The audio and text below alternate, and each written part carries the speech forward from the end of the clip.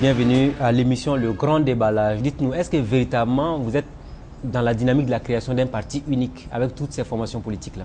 Bon, on n'en a pas encore parlé, donc je ne saurais pas vous répondre de manière claire. Que répondez-vous à ceux qui pensent aujourd'hui que vous êtes entouré de partillons qui n'arrivent pas à mobiliser les foules? On regarde un peu autour de vous. La dernière sortie de la coalition, on avait affaire à des leaders politiques qui ne représentent pas véritablement grand-chose sur la scène. Mais le drame, c'est que c'est le propre de la scène politique burkinabé.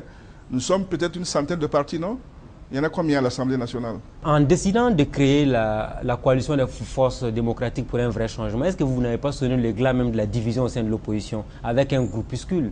Non, elle n'est pas née cette fois-ci. Je vous dis que cette coalition n'a fait que changer de nom. Ceux que vous avez combattus il y a 2 ans se retrouvent avec vous aujourd'hui. Vous ne pouvez pas avoir le même langage parce que vous leur avez fait perdre les avantages du pouvoir. Tout à fait, mais où est le problème dans ça? C'est la politique. Tous les acteurs clés de l'insurrection vous disent aujourd'hui qu'il y avait une désorganisation de l'opposition par rapport au départ de Blaise Compaoré du pouvoir. C'est ce qui a amené l'armée aux affaires. Je vous confirme. Comme chaque parti avait son ambition, et surtout pour les gens.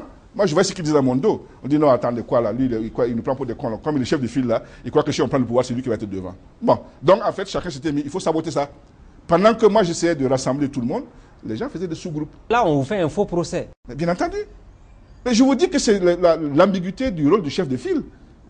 Vous êtes devant, vous êtes le porte-parole. Vous ne devez dire que ce que tout le monde est d'accord. Si je suis au nom de Diabré UPC là, ça c'est ma responsabilité en tant qu'homme politique et de parti. Beaucoup vous ont reproché aussi d'avoir lâché Sarah Sérémé quand elle a eu des problèmes, quand elle avait... Mais personne ne l'a accompagné là.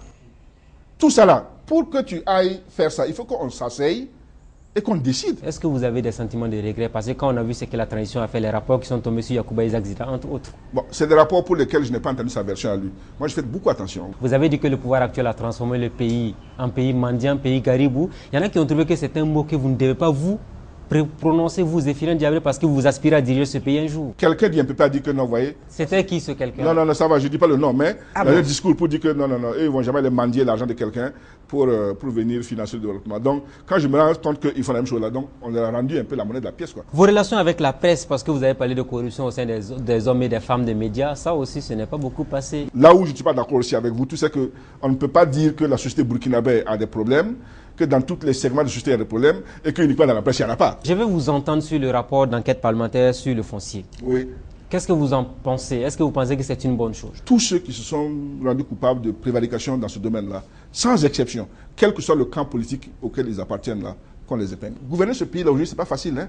Vous êtes obligé en permanence de tenir compte d'une opinion qui est exigeante.